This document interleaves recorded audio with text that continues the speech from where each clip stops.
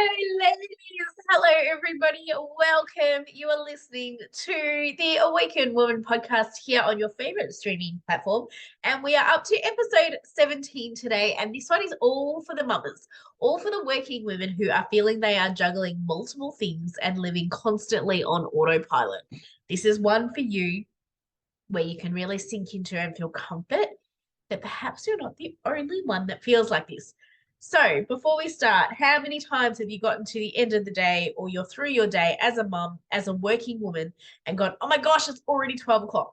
Oh my gosh, it's 3 o'clock. Or you've got multiple alarms and notifications in your phone to remind you to go pick up the kids from school at 3 o'clock, to do footy training, to do basketball training, to jump on, buy those tickets. All of those things that we have placed in our life because we are constantly on the go and we are scared that we are going to miss out on something. This is the episode for you. So, welcome if you are listening everywhere, whether you're on Instagram or your favorite streaming podcast. My name is Claire Bird. I'm the confidence coach here, and I really help women lay a really rock solid foundation of who they truly are at their confident best, so they show up as a priority in their relationships as a mother and as a wife as well. So welcome. We are talking about autopilots today, and I'd love to know if you are free in the comments. Please let me know how many times have you noticed yourself getting through the day and you're living on autopilot? How many times do you get to 8:30 at night, finally put the kids to bed, you look around and your life probably isn't where it wants to be. You are not connected with your partner. You are feeling like you have just nothing left to give. And you're finding solace in places where you are avoiding issues, avoiding conversations, avoiding asking for help because you don't want to be seen as a sign of weakness.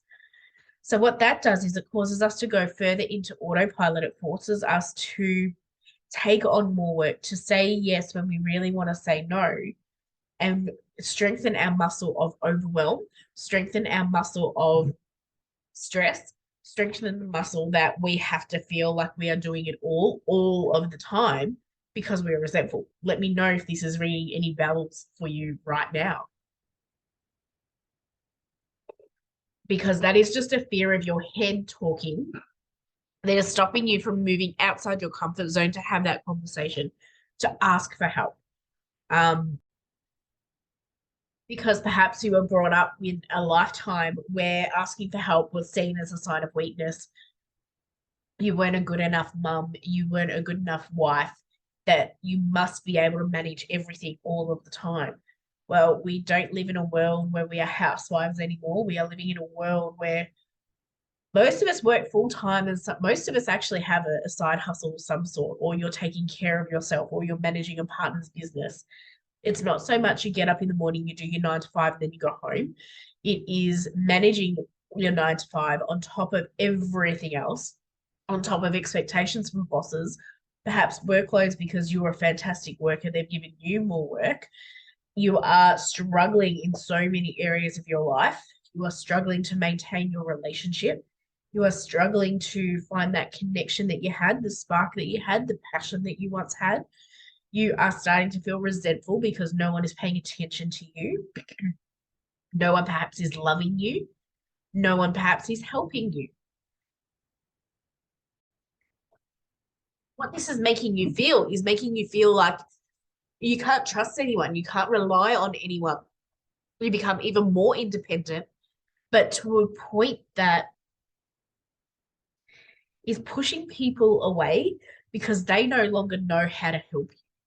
Now, it's really interesting when we live on autopilot, we just assume everyone is in the same space as us. Everyone is in the same vortex as us, is on the same page. So when we think as women and moms and busy people, think that we can maintain and think about the kids' parties that are on the weekend, the schedules all in our head, we just think everybody else is like that.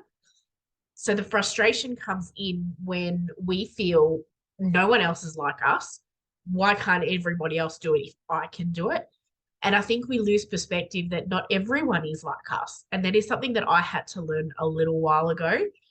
And that maybe me being able to manage and think off the top of my head is actually a superpower of mine. But it dangerously dances on the knife edge of perfectionist, of control.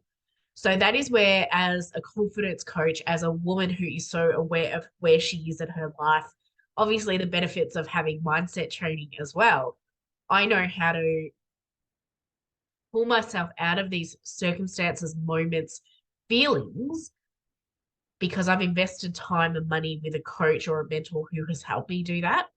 And I can start to recognize when my emotions are voices of my fears rather than an emotion I need to get out of my body or speak about. And this is something that all women need to master the skill of, is when your heart voice is speaking, but your head voice takes over. Your head voice is always going to be the one of overwhelm, of stress, of making you feel comfortable, making it someone else's fault, making your victim mindset and your savior mentality to come out, because that makes you feel good. Your victim mindset will always make it someone else's fault so that you feel better about yourself. Your savior mindset means that you can spend all of your time living on autopilot and helping everybody else. That stops you from looking at your own issues in your own backyard. Okay, you start putting time and effort into happy places, where your happy place should be with the people that you are spending and living and coexisting with in your life. Okay, so you start becoming less time efficient in areas that mean most to you, because you're spending all of your time doing things you don't need to do. Now, this is for a number of reasons. It could be procrastination. There are so many tips I'm going to share in the upcoming episodes. For those that are coming on board inside the Confident Woman, you will understand that these are some strategies I share within that: time blocking and so forth. Procrastination is a voice of your fear. It's not just a lack of focus. So that is something that we go really deep into, so that you know the moments that you start to procrastinate, there is a reason for that. The moments that you start delving in everyone else's business, there's a reason for that. You need to walk back inside yourself and take a look and see what's going on. Because there's obviously a conversation in the background, whether it's at work, in your relationships with your kids, that you're avoiding.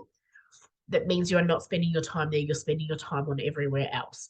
And what that means is that you feel come home and you don't have anything left to give, and you're on autopilot with the people that actually want you to be present. When you're not present, you are missing out on so much of what's happening. And that is what is damaging to connection: loss of intimacy, loss of spark, lack of respect, lack of responsibility. Because as women, we are on so busy, we are so tired, we are so on the go all the time. We have got so much to do. Yet we are demanding all of this respect to come from people. Yet we are speaking at people because we have taken on too much of our own. We need to take responsibility for what is ours and what is ours to carry, and we need to let go of everything that is not ours to carry. Now, that's very simple to say. As a perfectionist, especially as a people pleaser, you need to find strategies that are going to help you walk away without guilt, that are going to help you say, no, this isn't what I want to do anymore. And it's really difficult, but it's really important, because you've got two options, ladies, and it's going to be pretty much at this right now. You can stay exactly the same and stay exactly where you are right now for the next 50 years of your life. And there is nothing wrong with that. You can still feel the same feelings, feel frustrated, be holding yourself back, not accountable, taking no responsibility, making it everyone else's problem, not giving respect where it is, not giving love where it is because you think you deserve it more than them. Or you can invest in a program or a strategy or a voice that is going to change that thinking, that it makes you feel that you're accountable for your actions, your thoughts, your feelings, your conversation, and gets you really engaged in what is mattering to you in your relationships, in your parenting style, in your career, so that you seek out advice to become better, so that you start showing up without a fake mask or a pretending of what you want to be. So you don't walk into work with your work mask on, and you start becoming the authentic version of you. Because let's tell everybody that if once you are a confident woman, confidence is not the way you walk, what you have, what you say, or what you pretend to be. Confidence and a confident woman is a woman who is exactly the same in every one of her hats, and she's extreme, and she asserts extreme boundaries to protect that. Now, if you're struggling in asserting boundaries and you are struggling with living on autopilot, we need to have a chat because there are strategies that you need to change and enforce in your life so that you start to feel calm and at peace, so that you start to see the world for what it is and start to slow down and be accountable for your actions. Being a busy woman is not a title that you should implore. It is not a badge of honor. Um, Constantly being busy, constantly saying what you've got on, constantly feeling like it's all too much portrays a vision or an energy to others that it's just all too hard. So when you're living on autopilot and all you want is someone to help you, what you're doing is you're repelling that energy and that helping and that assistance because no one knows what they can do to help you. No one else knows around you what they don't think they're good enough to help you because they feel they'll be criticized. They feel like they're going to be ridiculed for doing it wrong, for not doing it right, for not doing it in the right way. And it all comes down to being respectful in your relationships, knowing exactly how to motivate every single person in your life because you know how to motivate yourself first. Knowing how to take how everyone else wants to take care of you and speaks to you and loves you because you've taken the time to learn that on you as well as learning it about everyone else. Autopilot gets you to an age of 70 and you sit and you think, oh, whoa, how did this happen? It may not be 70, it may be 40, and maybe you've just realized your eldest is up at high school next year. And what have I done? What connections have I made? How have I supported them? Yeah, you may be heading back to work. You may be sending your littlest off to school soon, next year. And you're wondering, how do you get back into the workforce? What does career look like for me? Now, if you're on autopilot, you don't know what you want. You don't know what to feel every day. You don't know what you're good at. You are going to waste years trying to figure that out. And then it's going to just make you feel like you've lost even more touch in the world. Okay, we all want to feel like we contribute. We all want to feel like we make a difference. So we all want to feel like we are loved and seen and heard. Okay, you need to also make sure that you are giving that to the people around you so that you can get it back. Okay, worrying about everyone else getting involved in things that don't really relate to your life, do not add value to your life. Doing things to avoid conversations, changes in your lifestyle. If you're not happy where you are, you can change it. You just need to step out of that comfort zone and have that hard conversation with an intention of that conversation that it makes your life better. You should never go into a conversation thinking that maybe I'm too scared to have that conversation because what if it's not the conversation I want? What if it's not the outcome I want? Okay, and that just drives you more into overwhelm, more into stress because you find more examples in your existence. Your head voice takes over, and you find more and more and more examples in your day of where you can't rely on other people, where you're the only one that can do it, where you are the most important person. Now, don't get me wrong, you are the most important person in your life in terms of prioritizing self-care, taking care of yourself, setting the example of how you want to be treated. But you also need to be respectful in sharing that information with others so that others are educated on what you want. You're not just preaching, you are educating.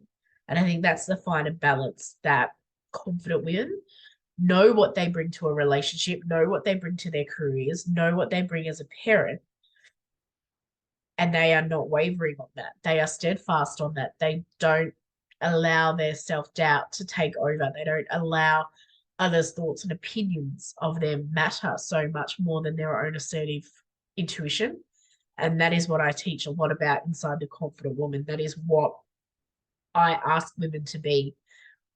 Confident women are vulnerable. Confident women have the hard conversations because she knows if she doesn't have that conversation, she's back at a point where she doesn't want to be. That point that caused pain, the point that caused destruction, point that caused utter chaos in her life. Confident women know what they've experienced in their life has happened and they appreciate that and they make that a learning step going forward. They don't live in guilt. They don't live in resentment. Okay, it's not everyone else's fault for their life. They've attributed some point in their life to where they've gotten, but they also know that what they have to give is more than what they're going to get back. And that is where you need to manage your time effectively, really look at what you want to do. Okay, if you're just doing things for kids, for money, and you're living out of passion, are you really living or are you existing? Because you're probably existing in autopilot. You're not living your life.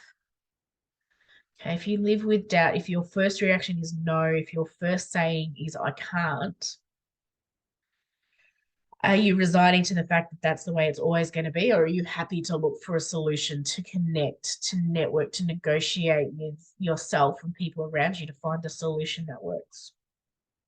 Because autopilot is just a scrolling mechanism that you are missing so many things in your life. You are missing so many moments, and then you fall into comparison because you see all of these people doing amazing things on social media, perhaps in real life as well, and then you feel like you are missing out, where in fact you've just created a massive busy smoke screen that is preventing you from seeing what you really want to see, from doing what you really want to do and feeling what you really want to feel, or because of maybe your stubbornness in asking for help, or because your stubbornness of not really knowing what you want because you've given that power to somebody else for far too long. So the solution to stop living on autopilot is to really become present in every single day, become present in your relationships, begin having hard conversations, finding strategies that work for you, set boundaries. Okay. Set boundaries, set dates, time block, find things that are going to help you manage your career, manage your household, care for your kids, and maintain a really strong relationship. They're the four hats you need to wear every single day. And it is balanceable. It is possible for that to happen.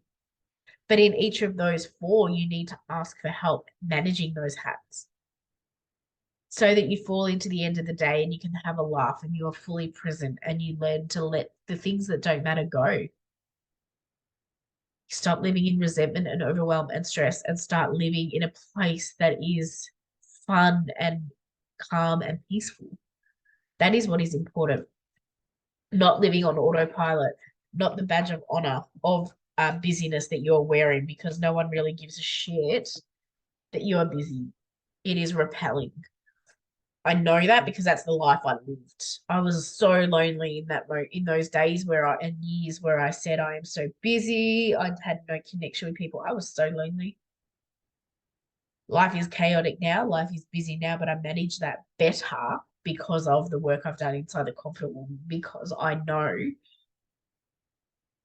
what my future looks like as a confident woman compared to the future of me being me from 5 years ago, because I've taken responsibility and accountability for the way my life is and the actions I'm taking to continue preparing that life ahead. Because I matter, because I'm important, because my family deserve it, because I deserve it. And I want you to get to this point where you decide and you make a decision that you are worth it, that you are important, and that what are you constantly pushing aside because you don't have time, energy, you got nothing left because you've been giving it to the wrong places the whole time. Okay, stop letting people take advantage of your time and your energy. Please, ladies, start putting a cost, putting a dollar value on your time and your energy, and you will stop giving it to people that do not care about you. All right. It's really important. If you need some strategies on what that looks like, please reach out, because it's an individual basis. It's an individual awakening you need to go through to find out what is worth your time. It is as simple as that. And if you are not realizing that your time and your energy is monetary value, then you haven't reached your rock bottom. You haven't allowed yourself to take responsibility. You probably don't think you have a problem. I want you to go and have some conversations with your kids and your husband or your partner tonight, because I can assure you that you don't think you have a problem. you think that you are managing everything fine, and they are sitting there feeling like you are so far off this planet, disconnected, that they don't know what else to do. They've tried and they're almost at the point of giving up. And once they give up, it is a whole new ballgame. Okay. So don't allow yourself to have that moment. Allow yourself to have that communication and connection and conversation to avoid the giving up stage, because that's when it just gets real messy and real difficult. And it is beyond the confident woman expertise. So, ladies, I hope that this has provided a little bit of insight as to where there are process improvements, where there are efficiencies to be made in relationships, in your career, as a parent, as a mother, and as a woman, that can start you living more presently in your life, that will start you focusing on the things that really matter, and start having those conversations that really matter, that are going to enhance and get you out of just existing and into living. That is what my hope for you is. So please love and share this episode. I've had a great time recording this with you, and I look forward to seeing you all in the next episode. Enjoy. Bye, guys.